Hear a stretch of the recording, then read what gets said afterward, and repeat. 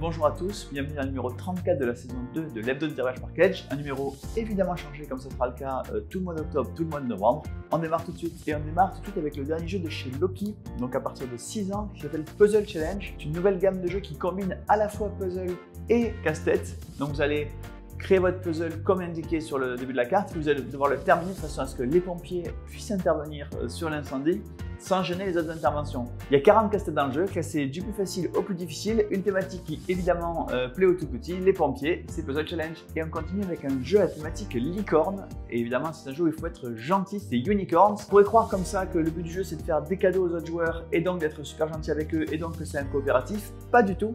Le principe c'est que c'est le joueur le plus gentil à la fin de la partie qui remporte la partie et donc celui qui aura fait les meilleurs cadeaux. Donc il faut faire plaisir à vos partenaires en leur offrant des cadeaux, de façon à marquer des points. Plus vous leur faites plaisir, moins ils sont contents parce que moins ils gagnent. C'est Unicorns. Et on continue avec Zodiac Island, un jeu extrêmement simple qui se joue en 15 minutes et dans les règles sont expliquées en moins de 5 minutes. Le principe c'est que vous avez 3 cartes dans la main, vous devez en jouer une dans un parc, sachant que vous pouvez avoir un certain nombre de parcs différents disponibles, et ensuite vous faites un pouvoir et vous repiochez des cartes. Les pouvoirs ils sont liés aux 12 signes du zodiaque, et dans la boîte il y a déjà une première extension qui permet de jouer non pas avec les signes du zodiaque européens mais avec les signes du zodiaque chinois pour varier les parties. C'est Zodiac Island. Et on continue avec Octopus Garden, c'est un jeu pour toute la famille, dans lequel vous allez devoir réorganiser un fond marin de façon à ce qu'il produise le plus possible de perles. Donc un jeu extrêmement joli avec du très beau matériel, c'est Octopus Garden. Le jeu musical de la semaine, c'est Discover. C'est un jeu coopératif où les joueurs vont devoir passer une musique de leur choix, vraiment. Il y a des playlists prévues, mais vous pouvez faire ce que vous voulez. C'est aussi l'occasion de faire découvrir de la musique à vos amis. La musique est lancée et les joueurs vont devoir choisir parmi plusieurs illustrations quelle pourrait être la pochette de l'album. Et si ça concorde, eh bien vous allez marquer des points. Et à la fin de la partie, on peut refaire la playlist avec les différentes pochettes. C'est tout simple, ça permet de vous faire découvrir de la musique entre vous. C'est Discover. Et on continue avec Cracklist. Cracklist, c'est une version améliorée du petit bac. Le petit bac, vous le connaissez, on vous donne une lettre et vous devez remplir des catégories. Ici, les catégories sont déjà données. Il y en a des centaines, elles sont parfois un peu farfelues, en tout cas beaucoup plus diversifiées et originales que celles du petit bac. Donc le principe c'est qu'il va falloir se débarrasser des cartes avec des lettres dessus. Par exemple, si vous avez une carte A et qu'on vous demande une chanteuse, ben vous devez dire Angèle. Si on vous demande un plat avec la carte C, ben c'est choucroute. Et donc c'est le premier qui arrive à se débarrasser de ces cartes, comme au Uno, qui remporte la partie. C'est Cracklist. Et on continue avec 3 chouettes mots. 3 chouettes mots, c'est un peu un mélange de tabou et de jeu de SWOT en l'envers ou de trap words. Le principe c'est que vous avez un mot à faire deviner à vos équipiers. Vous allez devoir faire deviner ce mot en 3 indices, mais vos adversaires vont voir également le mot et également écrire des indices. Et à chaque fois que vous aurez choisi les mêmes indices qu'eux, ils vont marquer des points. Donc à vous de choisir des indices le plus original possible pour empêcher vos adversaires de marquer des points, mais suffisamment précis pour que vos partenaires puissent trouver les mots. C'est 3 chouettes mots. Et on continue avec un jeu de rapidité et de mémoire pour toute la famille, c'est Burger ASAP. Burger ASAP, c'est donc évidemment un jeu où vous allez devoir fabriquer un burger avec des cartes au milieu de la table. Vous allez devoir retourner et trouver dans le bon ordre les éléments de votre burger. Il y a évidemment une composante de mémoire puisque les cartes sont retournées, il va falloir vous rappeler où elles sont, et de rapidité puisque le premier qui fait son burger remporte les points, c'est Burger ASAP. Avec le burger, il faut des frites, et bien voici Battle Fries. Battle Fries c'est un jeu de Beer Games, un éditeur belge qui avait fait Belgian Beer Race, et donc un jeu sur la bière. Maintenant il passe aux frites, ça paraît logique. Là c'est un jeu beaucoup plus simple que Belgian Beer Race. Le principe est que vous allez devoir choisir dans quelle sauce vous allez tremper vos frites. Si vous êtes le seul à tremper les frites dans la sauce, vous remportez des points. Sinon, il va falloir se débrouiller pour récupérer la sauce plus tard. C'est extrêmement simple, c'est un petit jeu d'apéro, mais ça se passe très bien. C'est Battle Fries. Et on continue avec une nouvelle collection, c'est Crime Book. C'est une collection de jeux d'enquête de Stéphane Anquetil, qui est un peu un spécialiste des escape games et des jeux d'enquête. Ici, 2 nouvelles histoires. À chaque fois, dans le livre, il y a évidemment le rapport d'enquête et tous les éléments qui vont vous permettre d'enquêter vous-même, mais également des petites pochettes dans lesquelles il y a différents éléments qui vont vous permettre d'avancer. Donc vous êtes vraiment dans la position d'un enquêteur. Dans un cas, c'est Meurtre à Hollywood, ça se passe donc dans l'univers du cinéma américain. Et dans l'autre cas, c'est Week-end Fatal, ça se passe dans un week-end en entreprise. Dans les 2 cas, il y a eu un meurtre. Il va falloir trouver qui est le coupable et comment il y a procédé. C'est la nouvelle collection Crime Book.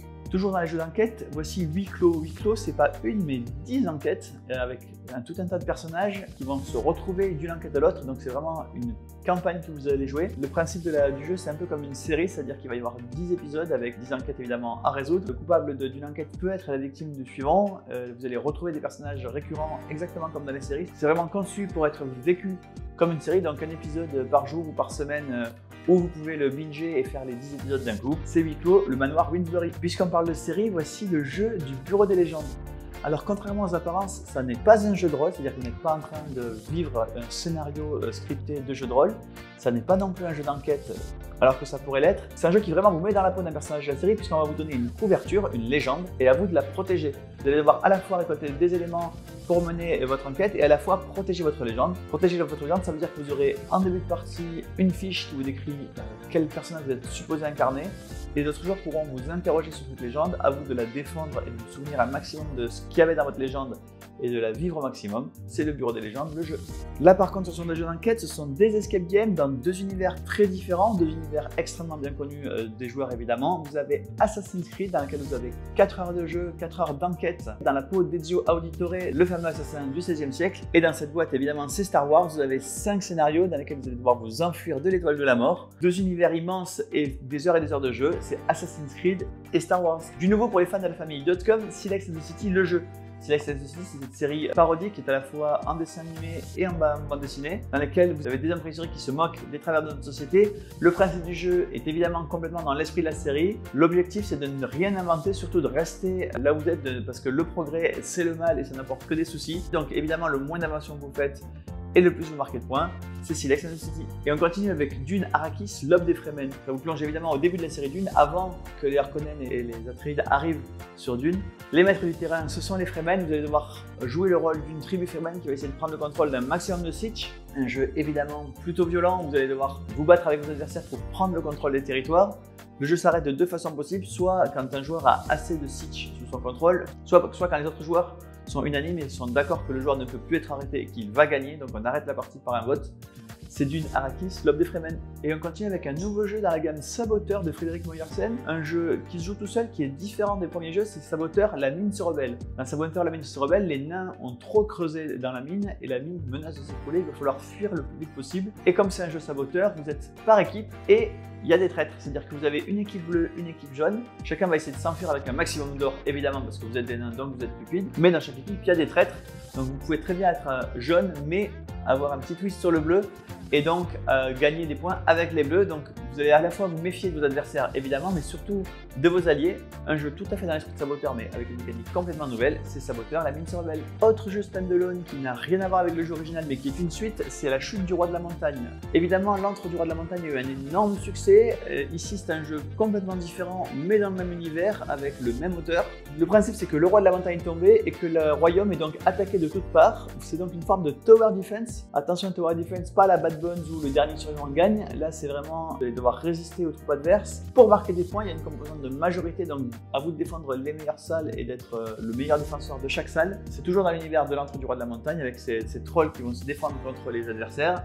C'est La Chute du Roi de la Montagne. Troisième licence de jeu de société qui voit un standalone arriver. Ici, ce sont les dés de Valéria, évidemment dans l'univers des royaumes de Valéria. Un jeu, comme son nom l'indique, de roll and write. Vous allez devoir jeter 6 dés, en garder 2 pour vous, 4 qui vont être pour vos adversaires. Donc évidemment, à vous de choisir ceux qui vous arrangent le plus, mais également de ne pas laisser à vos adversaires ceux qui les arrangent le plus. Vous avez 4 couleurs de dés qui vont vous faire progresser d'un aspect ou l'autre. Ça peut être voilà, du développement, du combat, de la magie.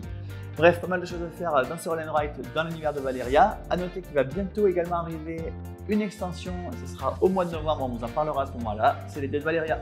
3 nouveautés dans la gamme Exit. Exit, ce sont évidemment ces jeux d'escape game de Inka et Marcus Brandt. Ici, 2 nouvelles boîtes du jeu et un nouveau livre, plutôt un roman graphique, puisque c'est un livre dessiné, pas vraiment comme dans un livre dont vous êtes le héros où vous avez des embranchements. Ici, voilà, ce sont plutôt des énigmes que vous allez devoir résoudre pour continuer à progresser dans le jeu. C'est l'histoire d'ados qui vont rentrer dans un manoir qui est abandonné depuis une centaine d'années et qui vont devoir déjouer les pièges d'une personne qui réserve ses pièges à son rival amoureux. Vous découvrez ça dans l'histoire. Également 2 nouvelles boîtes d'Exit avec une boîte Le Cimetière des Ombres au niveau confirmé, donc un peu difficile, et au niveau débutant Le Labyrinthe Maudit. 2 nouvelles boîtes d'Exit, un nouveau livre Exit roman graphique, 3 nouveaux jeux dans la gamme Exit. Une nouvelle boîte dans la gamme Black Stories. Black Stories, c'est cette gamme où vous avez 50 énigmes par boîte et donc un joueur va lire l'énigme, il va répondre aux questions de ses partenaires mais il ne peut répondre que par oui ou par non. Ses partenaires vont devoir trouver quelle est la clé d'énigme, quelle est l'histoire qui est racontée. Ici, une nouvelle boîte qui s'appelle Vrai de Vrai parce que ce sont évidemment des histoires vraies, Black Story, Vrai de Vrai. Une nouvelle boîte dans la collection Unmatched. Unmatched, c'est cette collection de jeux d'affrontement où vous allez faire croiser différents univers. La boîte évidemment se joue toute seule puisqu'il y a 4 personnages dedans, donc vous avez déjà pas mal de match-up possibles, mais évidemment vous pouvez les combiner avec les autres boîtes pour avoir des match-up quasiment à l'infini. Ici dans cette boîte, 4 personnages plutôt de la mythologie. Vous avez Achille, le prince grec, Yenenga, Sun Wukong et également Bloody Mary, Marie la sanglante, celle qui apparaît à travers les miroirs. Une mécanique un peu particulière qui apparaît dans cette boîte, ce sont les cartes qui permettent de faire 2 attaques dans le même tour. Une nouvelle boîte d'Unmatch, la saison 2. Une nouvelle boîte également dans la série Investigation Files, qui sont donc des jeux d'enquête dans lesquels vous ouvrez la boîte, vous avez tous les éléments à disposition, il n'y a pas de règles, vous commencez à jouer et à mener votre enquête. La première boîte se passait à Paris et s'appelait donc Un meurtre à Paris. La deuxième boîte se passe à Berlin et je vous le donne en mille, ça s'appelle Meurtre à Berlin, c'est la nouvelle boîte de Investigation Files. Un jeu qui lui n'a pas changé de ville, c'est Micro Macro Crime City. Micro Macro Crime City, c'est ce jeu où vous allez également mener une enquête là sur une carte. Le principe est que vous avez des petits dessins sur la carte qui est assez grande, donc à vous d'identifier où se passe l'enquête et d'essayer de remonter dans le temps en partant un peu partout, cherchant ce qui s'est passé avant, après pour résoudre l'enquête. C'est la troisième boîte de Micro Macro Crime City.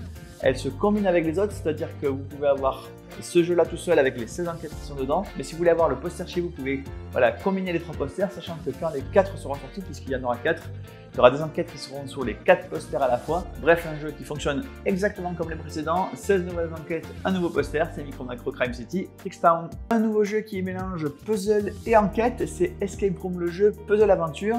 Ici, une enquête à peu près 2h30 de jeu au total. Une boîte qui va vous plonger dans un univers médiéval avec baron, sorcière et voleur. Ça s'appelle Le Baron, la sorcière et le voleur. C'est une nouvelle boîte de la collection Puzzle de Escape Room, le jeu. Et on continue avec une nouvelle boîte dans la collection Similo. Ce sont les animaux fantastiques. Alors, il y avait déjà une boîte Similo Harry Potter. Évidemment, vous pouvez combiner les 2 boîtes sans aucun problème.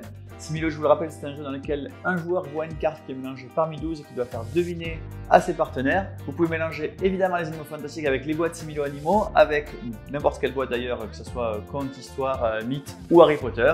Évidemment, il y a un PK Game Pack avec tous les Similo. On va faire également un PK Game Pack avec les Similo de l'univers de J.K. Rowling. C'est le Similo des animaux fantastiques. On va continuer avec une nouvelle édition de Triomino, c'est l'édition Onyx, qui est une édition évidemment plus luxueuse, avec des pions en bakélite, un matériel plutôt lourd pour Triomino. Donc voilà, un twist évidemment sur le jeu des dominos, mais j'imagine que tout le monde connaît déjà Triomino, cette fois-ci la version Onyx. Et on continue avec non pas un jeu, mais un accessoire pour les fans de Eclipse Second Dawn of the Galaxy. C'est le tapis de jeu, vous voyez qu'il est assez énorme, vous allez pouvoir mettre tout le jeu sur le tapis, il fait 3 pieds par 3 pieds, il est extrêmement luxueux, c'est le tapis de jeu de Eclipse. Et bien voilà, le numéro 34 de la saison 2 de Left 4 Dead Package est quasiment fini. Juste avant de vous dire au revoir, je vais vous rappeler que le 5 et le 6 novembre, si vous êtes dans le coin de Marseille, il y a le Hero Festival, il y aura un stand Package avec plein de jeux de société, donc n'hésitez pas à nous y faire un petit coucou, et moi je vous dis rendez-vous la semaine prochaine.